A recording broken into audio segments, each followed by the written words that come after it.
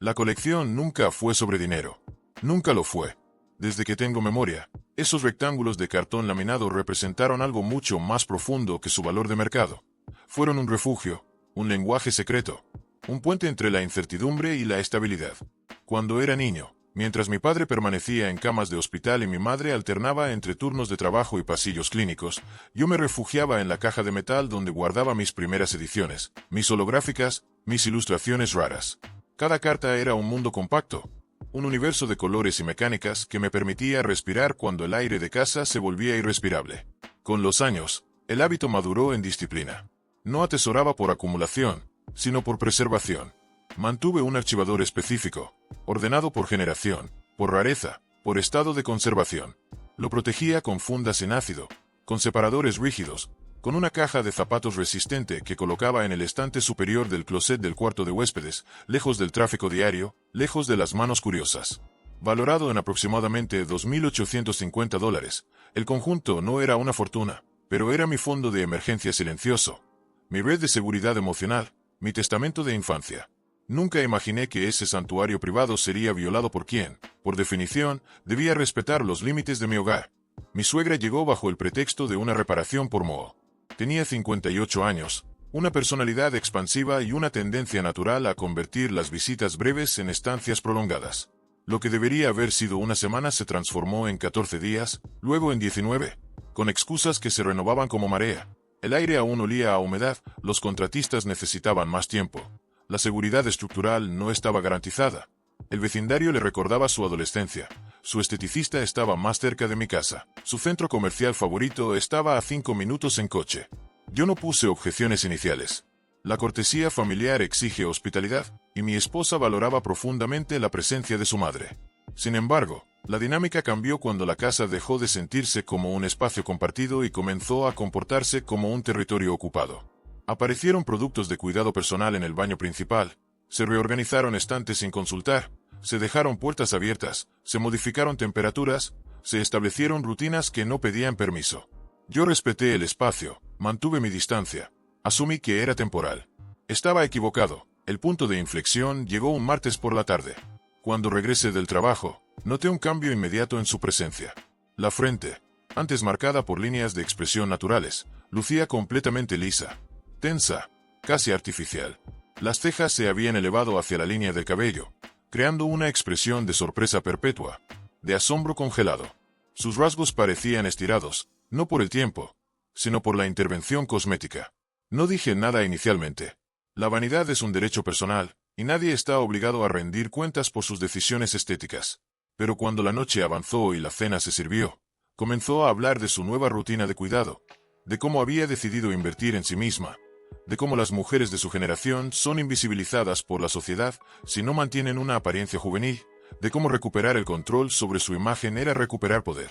Hablaba con una convicción teatral, gesticulando con una copa de vino en la mano, mientras yo observaba en silencio. No me molestó su discurso. Lo que me inquietó fue el dinero. De repente, aparecieron bolsas de marcas reconocidas, zapatos de diseñador, un bolso de cuero impecable, comida para llevar de restaurantes que nunca habíamos frecuentado. Mi esposa preguntó de dónde provenían los fondos. La respuesta fue evasiva. Un ahorro discreto, una decisión espontánea, un regalo para sí misma. Sonó plausible, pero mi instinto, entrenado por años de preservar lo mío con meticulosidad, se activó como una alarma silenciosa. No era paranoia, era reconocimiento de un patrón. Subí al cuarto de huéspedes, alcancé el estante superior, bajé la caja de zapatos. Pesaba menos, mucho menos. La abrí con cuidado, esperando el olor familiar a cartón y plástico protector. El archivador había desaparecido. No había rastro, no había nota, no había explicación. Solo un vacío frío en el espacio donde mi historia personal solía residir. Bajé las escaleras con el corazón latiendo de forma irregular, con la mente repasando cada interacción reciente, cada comentario, cada mirada. Encontré a mi suegra en la sala, reclinada en el sofá, bebiendo vino, con esa expresión de asombro artificial que ahora parecía una máscara de indiferencia. Le pregunté directamente, sin rodeos, sin suavizar el tono. ¿Dónde está mi colección de cartas? No apartó la vista del televisor. No mostró sorpresa. No mostró remordimiento. Solo dijo, con una calma que rayaba en la insolencia, que había estado organizando el cuarto porque el desorden le resultaba insoportable, que vio esos dibujos viejos, que notó que nadie los había tocado en años, que decidió llevarlos a una tienda de segunda mano para limpiar el espacio. De paso, mejorar la calidad de vida de ambos. No mencionó el nombre de la tienda. No mencionó el precio. No mencionó que eran míos. Los trató como basura doméstica, como trastos olvidados, como decoración obsoleta que merecía ser reciclada por conveniencia. Temblé, no de miedo, sino de incredulidad absoluta. ¿Cómo es posible que una persona adulta, con décadas de experiencia en la vida, justifique la apropiación de propiedad ajena bajo el disfraz de limpieza? Le exigí que regresara a la tienda, que pagara la diferencia si era necesario, que recuperara cada carta, sin excepción. Su respuesta fue una sonrisa congelada, solo los labios moviéndose, el resto del rostro inmune al movimiento. Dijo que no tenía $600 para recuperarlas, que no valían la pena, que eran solo juguetes, que el dinero había tenido un uso más valioso. Confesó, sin rodeos, que se había inyectado toxina botulínica, que había priorizado su bienestar estético sobre mi propiedad, que mi reclamo era egoísta, que como yerno, mis bienes eran, en su mentalidad distorsionada, bienes familiares. En ese instante, comprendí que no estaba negociando con una persona confundida. Estaba interactuando con alguien que había normalizado la transgresión bajo el velo de la maternidad extendida. La idea de perder el control, de reaccionar con violencia física, cruzó mi mente como un relámpago oscuro. Pero la contención ganó, no por debilidad, sino por inteligencia. La cárcel no restaura colecciones. La venganza impulsiva destruye futuros. Respiré hondo. Le di 23 horas. No por esperanza, sino por protocolo. Le dije que si no devolvía cada carta, llamaría a la policía. Ella se rió. Dijo que arrestarían a una abuela dulce por un hobby infantil, que un juez se reiría de mí, que me vería como un niño berrinchudo protegido por cartones de colores. Le respondí con calma absoluta, no estoy bromeando. Y no voy a esperar, no esperé. La saqué de la casa esa misma noche. Le dije que no regresara sin la colección completa, sin excepciones, sin justificaciones. Luego llamé a la línea no urgente, presenté una denuncia formal por hurto, proporcioné fotografías detalladas de cada carta, de cada funda, de cada página del archivador, de la caja de zapatos, del estante donde se guardaba. El oficial llegó poco después. Mi suegra, por casualidad o por desafío, había regresado con un helado, intentando coquetear con el uniforme, tocándose la frente tensa, hablando de su piel luminosa, de su decisión de rejuvenecer, de cómo la sociedad valora la juventud. El oficial no mostró interés en su narrativa cosmética. Cuando mencioné el valor aproximado de la colección, cuando mostré las pruebas, cuando ella misma admitió, frente a la gente, que las había vendido porque eran juguetes viejos y que el dinero le servía para verse mejor, la dinámica cambió. No fue arrestada en ese momento, pero fue llevada a la comisaría para declaración formal, para inicio de investigación, para posible imputación. La gravedad del caso dependía del valor, y al superar los $2.500, cruzaba el umbral de hurto mayor. No regresó esa noche, tampoco al día siguiente. Mientras tanto, llamé a la tienda. El propietario respondió con tono defensivo, alegando compra legítima, transacción cerrada, responsabilidad nula. Dijo que ya había listado la carta más valiosa, que no retiraría el anuncio sin orden judicial, que una venta es una venta. Le recordé que recibir mercancía robada no anula el delito, que la ignorancia no es defensa legal, que pronto tendría compañía en un lugar donde las transacciones no se negocian con elegancia. Colgó. No importaba. La maquinaria legal ya estaba en movimiento. La escalada familiar fue inmediata. Mi esposa regresó de la comisaría con los ojos hinchados, con la voz temblorosa, con la convicción de que yo había destruido a su madre por capricho. Me rogó que retirara los cargos, que usáramos nuestros ahorros conjuntos para pagarle la diferencia a la tienda, que mantuviéramos la paz, que perdonáramos, que entendiéramos su edad, su vulnerabilidad, su deseo de sentirse valiosa. Le expliqué que no se trataba de dinero, sino de respeto, que no era un hobby infantil, sino un archivo de supervivencia, que no podía financiar mi propio robo, que no negociaría con la traición bajo el disfraz de la compasión. No entendió, o eligió no entender. Esa noche, cargó las pertenencias de su madre hacia el coche. Se fue, no regresó hasta la madrugada. Desde entonces, durmió en el cuarto de huéspedes, donde su madre había estado. La casa, antes un refugio compartido, se volvió un campo de tregua silenciosa. Las hermanas de mi suegra, tías de mi esposa, comenzaron a bombardearme con llamadas, mensajes de voz, textos acusatorios. Me llamaron monstruo, desalmado, controlador, hombre sin corazón. Dijeron que estaba criminalizando a una mujer mayor por tonterías, que debería sentir vergüenza por valorar cartón sobre dignidad humana, que estaba arruinando una familia por orgullo. No respondí. El silencio es a veces la respuesta más elocuente. Mientras tanto, la policía se presentó en la tienda, incautó el archivador restante, lo selló como evidencia, lo catalogó como propiedad recuperada. La carta más valiosa, la edición limitada, ya no estaba. Había sido vendida en efectivo, sin rastro digital, sin comprador identificable. El caso se fortaleció, pero la colección quedó incompleta. La justicia procedural avanza, pero la justicia emocional requiere más que sellos y actas. El divorcio no fue una decisión impulsiva. Fue una conclusión lógica. Mi esposa envió $500 de nuestra cuenta conjunta a un abogado defensor para su madre, sin mi consentimiento, sin discusión, sin transparencia. Ese acto no fue solo financiero. Fue una declaración de lealtades. Si ella podía desviar fondos compartidos para proteger a quien me había robado, ¿qué base quedaba para nuestra unión? No buscaba venganza, buscaba claridad. Contraté a un abogado especializado en derecho familiar. Presenté la solicitud de disolución matrimonial.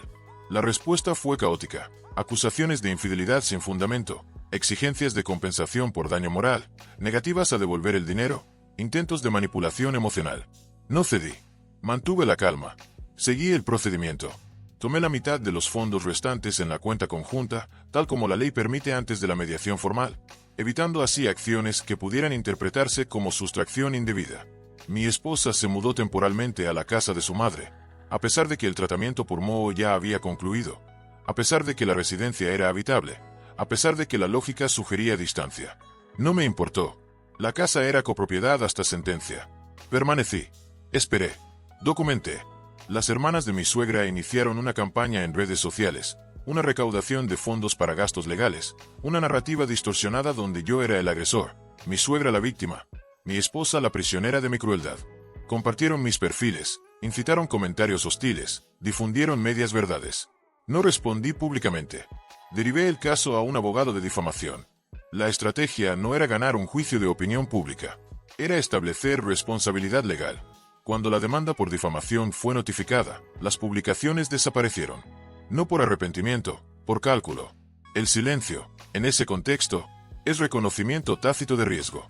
El proceso de divorcio se extendió durante meses. Negociaciones, mediaciones, audiencias provisionales, evaluaciones patrimoniales, revisiones de cuentas, análisis de gastos. Mi esposa inicialmente exigió $5,000 para cubrir los honorarios del abogado de su madre, argumentando que yo era responsable del conflicto, que mi rigidez había desencadenado la crisis, que la armonía familiar valía más que la propiedad material. Rechacé la premisa. No se trata de armonía fingida, se trata de responsabilidad real. Cuando la presión legal de los cargos penales comenzó a pesar sobre su madre, cuando las multas, el trabajo comunitario, la libertad condicional se volvieron inevitables, la postura de mi esposa cambió. Ya no era defensividad, era pragmatismo. Aceptó devolver los $500 sustraídos. Aceptó contribuir parcialmente a los gastos legales derivados del conflicto. Aceptó que la casa se vendiera, que el producto se dividiera según acuerdo, que cada uno asumiera su parte de la realidad. Yo compré su participación, realicé mejoras mínimas, vendí la propiedad por un margen superior a la evaluación inicial. No por avaricia, por cierre. La casa no era un activo, era un escenario. Y los escenarios, una vez cumplida su función, deben desmontarse. Los cargos penales contra mi suegra y el propietario de la tienda no resultaron en prisión efectiva, pero sí en consecuencias tangibles. Ella recibió una sentencia de 1 año, suspendida bajo libertad condicional, con supervisión periódica, con condiciones de conducta, con multas, con registro en su historial. El vendedor perdió su licencia comercial, pagó indemnizaciones, asumió costos judiciales, quedó inhabilitado para operar en el Estado por un periodo determinado. No fue justicia poética. Fue justicia administrativa. Funciona así. No busca castigo ejemplar, busca responsabilidad verificable. Las demandas civiles seguían su curso. Contra mi suegra, por daño patrimonial y emocional, exigimos compensación por las cartas irrecuperables, por el valor depreciado, por el costo de restitución simbólica, por los honorarios legales. El acuerdo final incluyó $2,000 por pérdida material, más cobertura de gastos judiciales. No era la cifra inicial, pero era suficiente. Contra el vendedor, se obtuvo una compensación de $900 por recepción de mercancía de origen ilícito, más cobertura de honorarios. Contra las tías, se logró una disculpa pública redactada por su representante legal, un compromiso de no contacto, una orden de abstención de mención en redes, y el pago de los costos legales de mi defensa. No fue triunfo absoluto. Fue resolución funcional. El sistema legal no restaura el pasado. Establece límites para el futuro. La policía finalmente me devolvió el archivador recuperado. Ninguna carta había desaparecido durante el periodo de custodia. Cada funda estaba intacta. Cada página, numerada. Cada sello, verificable. Pero faltaban las más valiosas. La edición holográfica de primera generación. La ilustración firmada. La carta que había sobrevivido a mudanzas, a inundaciones, a crisis familiares, a silencios prolongados. El dinero recibido no reemplaza el objeto, pero permite la transición. Con los fondos, adquirí nuevas piezas, no para llenar un vacío, sino para honrar un legado. Comencé a documentar digitalmente cada adquisición, a registrar procedencias, a establecer protocolos de conservación, a compartir conocimiento con comunidades de coleccionistas responsables. No volvimos a empezar. Evolucionamos. La colección ya no es un refugio contra el dolor. Es un archivo de resiliencia. Y los archivos, cuando se gestionan con claridad, no se pierden. Se transforman. Mi esposa y yo ya no compartimos techo, ni cuentas, ni narrativas. La divorciamos formalmente, sin drama adicional, sin reconciliaciones tardías, sin promesas vacías. Cada uno asumió su trayectoria. Ella sigue vinculada a su madre, por elección, por historia, por la complejidad inquebrantable de los lazos sanguíneos. Yo sigo vinculado a mi colección, por memoria, por disciplina, por la convicción de que preservar lo valioso no es posesión, es respeto. Las hermanas de mi suegra mantienen silencio público.